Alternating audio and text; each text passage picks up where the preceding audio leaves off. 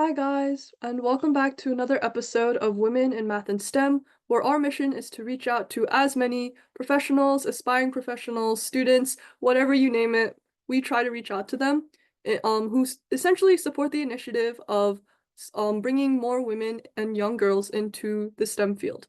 So, with that being said, as always, feel free to open up the description or transcript to better follow along, and I hope you enjoyed this episode. Hi, hello, and thank you so much for coming today and talking with me. Just to sort of start off, can you briefly introduce yourself as well as describe your journey into math education and what exactly inspired you to focus on teaching mathematics and teaching it more effectively? I will. Thanks for having me. My name is Elham Kazemi, and I'm a professor at the University of Washington in the College of Education, and I focus on mathematics education. And as an undergrad, I majored in psychology, and I also got my teaching certificate and taught for a couple of years. And as I was teaching, I was an elementary school teacher. And so I was interested in like working with young people, but realized that I had a lot more to learn about how to teach well. So I wanted to go back to graduate school to better my own practice. And I went to UCLA for graduate school. And there I met a professor whose name is Megan Franke, and she studied children's thinking and mathematics. And this was a whole new field to me. I didn't know that there was tons of research on how children learn math, and I became really fascinated by it.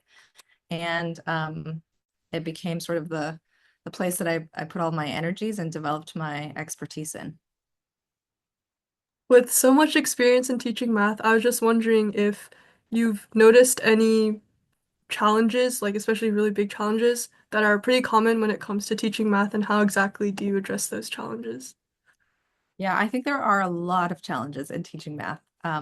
One is that a lot of people don't like the subject, and I think and some people love it for the same reasons people hate it. So some people love it because there's like always seems like there's a right answer, and it's clear what you need to do, and they also see mathematics as about being about problem solving. But other people think that all this emphasis on speed and accuracy makes mathematics not a subject that they can really express themselves, or that it's hard to be good at it, that only some people can be good at math. But really, that's not what mathematics is about. It's not about doing things quickly, and it's not just about right answers. It is about problem solving and analyzing the world through number and space, but it's much more about asking questions and being curious and finding joy in new problems than it is about like only one way to do things and that you have to like memorize a ton of stuff. Speaking of teaching strategies, I was just wondering, like, have you come across any, or do you personally use any that specifically make math more accessible and engaging for students? Yeah, I think there's a lot of people who have worked on this problem. Like, how do you make problems more enticing, more invitational for people to kind of get inside them and explore? So having more open-ended problems where students can approach them from multiple different ways and then share those different ways makes it much more interesting than if someone says, here's the problem, now let me show you how to solve it. So that kind of takes away all the thinking if your teacher is doing all the work, basically, and you're just having to follow along and do the same thing the teacher does. I see. Also, I was curious about what you personally think about technology's role in math education and sort of like how exactly should be integrated into the classroom. Yeah. Well, one of the best technologies for teaching math is drawing. Drawing diagrams, whether they are with a pencil, with a pen, with colored markers, but that's the best technology is sort of visualizing and making sense of the spatial relationships or the quantitative relationships and problems and putting them up next to each other. So if there's multiple ways to solve a problem, there might be multiple ways of visualizing it. So that's the most important technology I think we need. And then we can make it fancy on smart boards or on iPads or through other methods. But really, I think that's what we need is space to show our work and compare and connect it. Sounds good. I was also just curious about how exactly you would engage a disinterested student or dismotivated student and how you would sort of encourage them to keep going. Yeah, I think someone who's feeling disengaged or disinterested needs to be listened to, first of all, like what has made it hard, what has made it not interesting.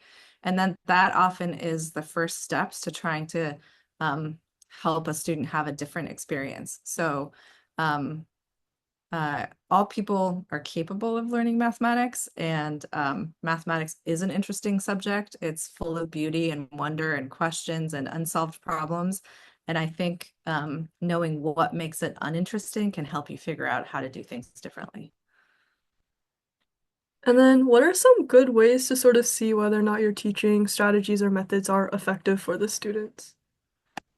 Well, I think it's listening and talking to students and finding out what makes something feel accessible. What's the entry point that students have into different problems? Um, a lot of people also see math as a whole bunch of new things, one after another. But if you're really good at math, you see sort of the interconnections between ideas. And so that's an important thing too. Can students explain why we do what we do, right? So all the formulas that we make up in math, all of the ways we solve problems, they all make sense. There's a reason for them. There's never like just a trick that has no underlying meaning. So the best way that you can see if your strategies are effective is if the students are willing to engage in problem solving, they're willing to explain their ideas, and they can tell you what makes sense and especially what doesn't make sense so that you can talk about it. That makes sense. I was also just wondering, like, from your personal experience and what you've seen, do you think any changes or like what specifically could you or would you change about the current way like math is taught or like the way it's given or like taught to students? Yeah. Yeah. You know, math teachers and math researchers have really been working on this problem. And so we have developed all kinds of resources for each other, for other teachers to be able to create more interesting problem solving units. And I'm losing track of what your question was again. Tell me once again what it was. All good. It's about like what changes would they make or what changes would you make specifically to the math curriculum or how it's taught? Yeah. So I think first of all, teachers connecting with other teachers who are working on the same problem and comparing notes and accessing each other's resources to see that um, we can pose more open-ended questions to students. And then the other thing is learning more about how different students approach problems so that we can build on those ideas. Okay. And then you mentioned a lot about current math research and how current teachers are sort of connecting with each other to resolve these problems or to sort of find better ways to teach math or sort of improve on the current curriculum. I was just wondering like how exactly do you Yeah. stay informed and up to date with all this research and like the latest trends in teaching? Yeah, there's a couple national organizations that sponsor a lot of conferences and gatherings. So one is the National Council of Teachers of Mathematics, and then there's other smaller groups, the Benjamin Banneker Association, TODOS, the Association for Math Teacher Education. So there's lots of groups that help share ideas about how to teach math differently. There's an undergraduate math education association. So lots of places and many different kinds of publications and also websites that teachers can access and also share and have conversations with one another. I see. I was also just wondering if you've had any specific memorable moments or experiences with your students in terms of math education.